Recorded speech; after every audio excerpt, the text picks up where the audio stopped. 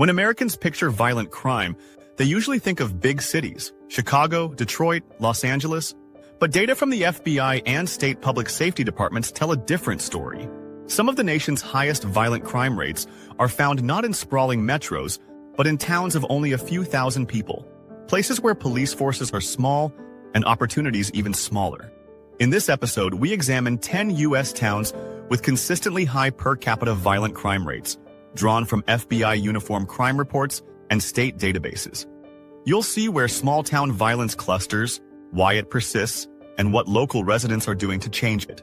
Subscribe to Global Lens for weekly deep dives into how economics, geography, and culture shape life across America and beyond. 10. Henderson, North Carolina. North of Raleigh, Henderson looks calm, historic brick facades, leafy streets. But FBI and state data show a different reality. With about 14,000 residents, the town's violent crime rate has remained several times the national average for years. Assaults and robberies dominate police logs, while roughly a quarter of the population lives below the poverty line. Once supported by textile and tobacco industries, Henderson lost much of its industrial base in the 1990s. Factory closures hollowed out employment and weakened the tax base that funded schools and public safety. Neighborhoods that once had steady jobs and strong civic groups now struggle with property neglect and social mistrust. City officials have used state grants to rebuild downtown and attract logistics companies, yet crime remains stubbornly high.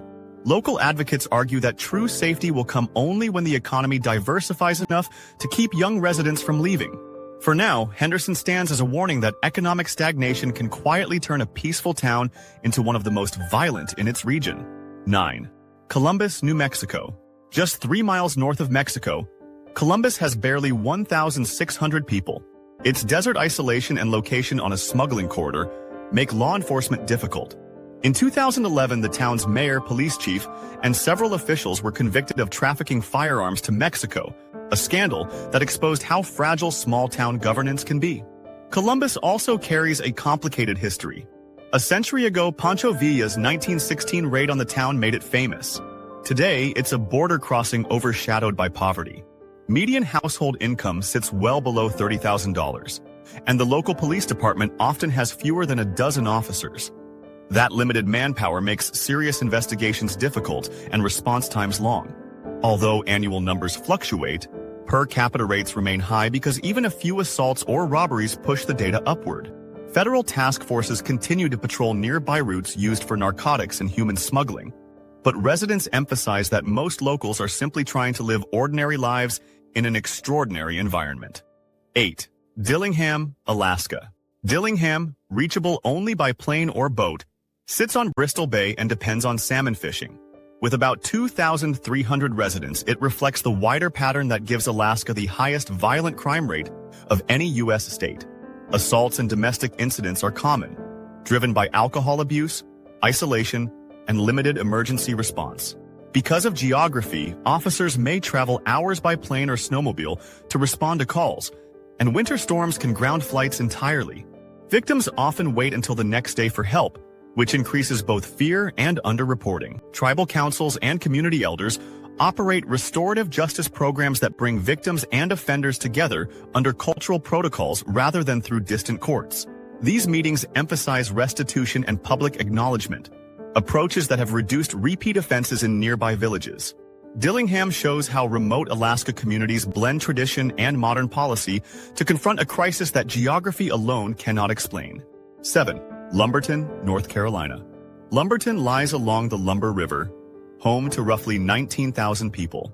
Decades of industrial decline and repeated flooding left deep scars.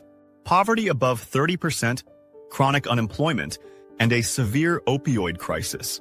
FBI and state statistics list its violent crime rate among the highest in North Carolina, several times the state and national averages. The combination of environmental disaster and economic hardship has reshaped daily life. After Hurricanes Matthew and Florence, entire neighborhoods were abandoned. Empty homes became hotspots for break-ins and drug use. Police staffing has lagged because recruiting officers to a high-risk, low-pay town is difficult. Nonprofits now work alongside the city to repair homes and provide job training, and the University of North Carolina partners on youth mentorship projects. Residents say morale is slowly improving, but the pace of change is measured in years, not months. Lumberton's experience reveals how natural disasters can magnify pre-existing inequality until crime becomes an everyday symptom of survival. 6. Doniphan, Missouri. Deep in the Ozark foothills, Doniphan has fewer than 2,000 residents. Despite its small size, Missouri Highway Patrol data reveal violent crime levels well above the state norm. Methamphetamine use, domestic violence, and long-standing family disputes drive most incidents. Generational poverty plays a central role here. Many residents work seasonal or low-wage jobs in agriculture or timber, leaving long periods of underemployment. The town's courthouse often doubles as its social hub, and local jail cells fill quickly during summer festivals when tempers flare. Because serious cases are referred to county prosecutors miles away, legal delays can stretch for months, fostering resentment and vigilante impulses. Doniphan may be small, but its challenges mirror those of thousands of rural towns nationwide. Isolation, addiction, and institutions stretched far beyond capacity. 5. Osceola, Arkansas. On the Mississippi River north of Memphis, Osceola once thrived on cotton and steel. Today, its 6,700 residents face high unemployment and limited opportunities. State records show violent crime rates roughly double the national average, often involving assaults and gun offenses. The city's location places it on drug trafficking routes that parallel Interstate 55, bringing an urban crime dynamic into a rural setting. Police officers frequently handle cases that would normally fall to larger agencies, from gang activity to cross-state narcotics transport.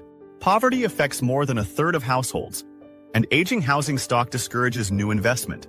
To counter that, Osceola has offered tax incentives for small manufacturers and begun converting empty lots into community gardens. Whether these measures will reduce crime remains to be seen, but residents say even small projects help restore pride in a town that refuses to disappear. 4. Española, New Mexico.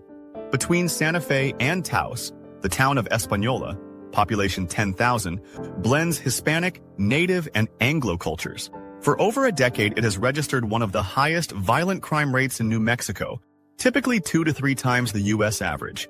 Drug trafficking along highways 84 and 285, coupled with 25% poverty, continues to fuel the problem. Española's geography places it squarely between two tourism economies, yet benefits from neither. Jobs in hospitality are seasonal, and construction work fluctuates with the weather. Addiction treatment centers are overwhelmed, forcing many patients to travel to Albuquerque for care. In response, local leaders opened youth centers and created a treatment-first policy for non-violent offenders, emphasizing rehabilitation over punishment. State police have increased patrols, while churches coordinate food security programs to ease daily pressure. The town's mix of resilience and struggle captures the broader paradox of northern New Mexico, deep cultural heritage coexisting with persistent hardship. 3. Estill, South Carolina. Founded in the early 1900s as a railway stop, Estill today counts fewer than 1,800 residents. Its quiet main street conceals high rates of assault and shootings that place it well above the state average. Median household income remains under $30,000, and employment options are scarce. Hampton County once relied on small textile mills and timber production, but automation eliminated most of those jobs. The closure of a nearby correctional facility in 2020 further reduced employment. Without a strong economic anchor, petty disputes sometimes escalate into violence that shocks outsiders, but feels grimly routine to locals. Law enforcement here faces constant turnover. Many officers leave for higher-paying posts elsewhere after gaining experience. To compensate, churches and nonprofits organize neighborhood patrols, while county officials seek grants to modernize policing technology. Change is slow, but even incremental progress can make an outsized impact in a town where everyone knows each other's name. 2. Anniston, Alabama. Anniston, home to about 21,000 people, sits midway between Birmingham and Atlanta. Once a steel-producing powerhouse, it lost much of its industrial base in the 1980s, leaving behind unemployment and poverty near 27%.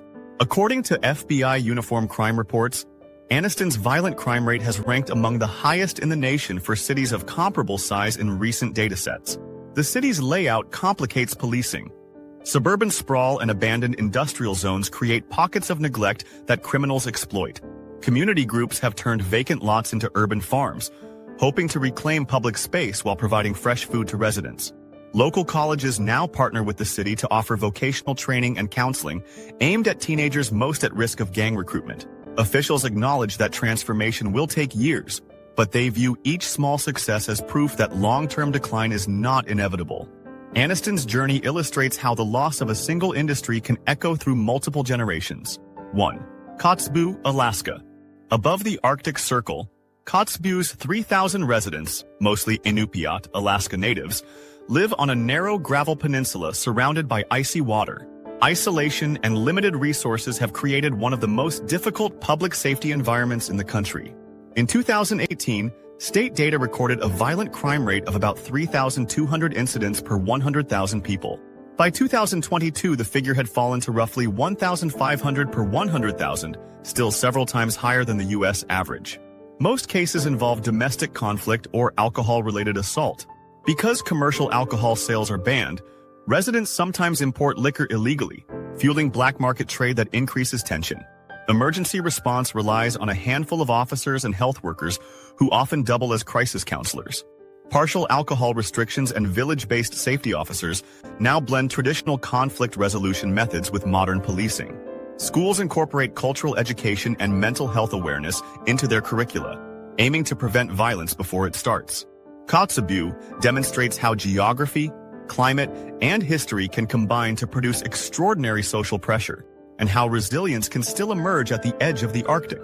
From the textile towns of North Carolina to the frozen coast of Alaska, the story is the same. When opportunity fades, violence often fills the gap. Yet within every one of these communities are residents determined to change their future. Teachers, parents, officers, and young people who believe their hometowns deserve better. Understanding where and why small-town violence occurs is the first step toward real reform.